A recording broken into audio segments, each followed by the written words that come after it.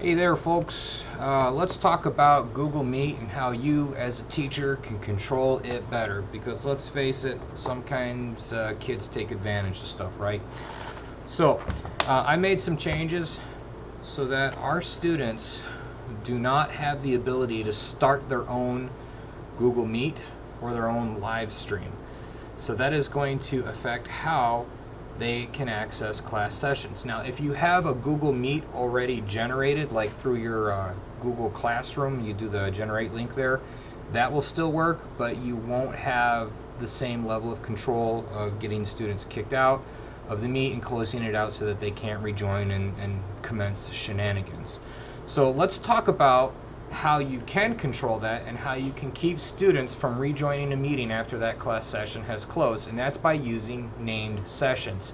So we're just going to open up your Chrome browser tab there, and you're going to drop your waffle down and go to Google Meet. And then here you can just start your meeting, and this is where you give it a nickname, a named session.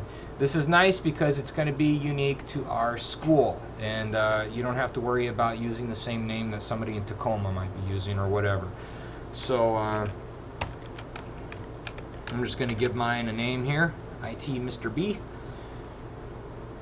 And this session does not exist, so students cannot connect until you actually click on continue and then start your session. So go ahead and continue, and then you can automatically join and you're the first one in.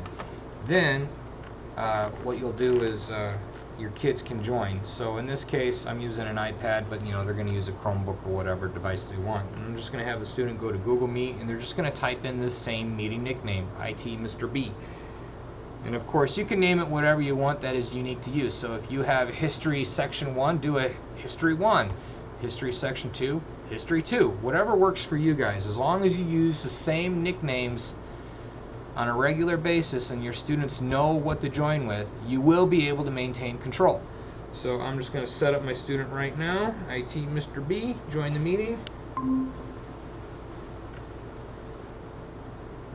And there you go. I just had my student join the session here.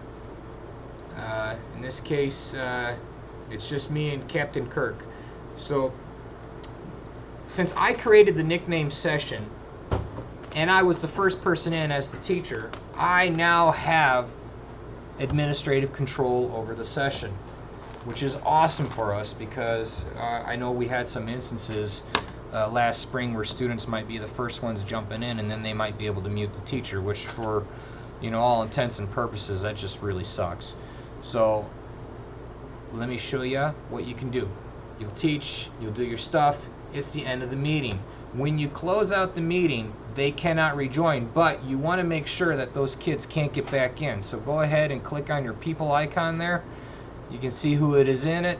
And now, because you're the teacher and you're the one who created the live stream, you have admin control, and boom, you have the option to mute them, pin them, and you also have the option to just boot them from the meeting.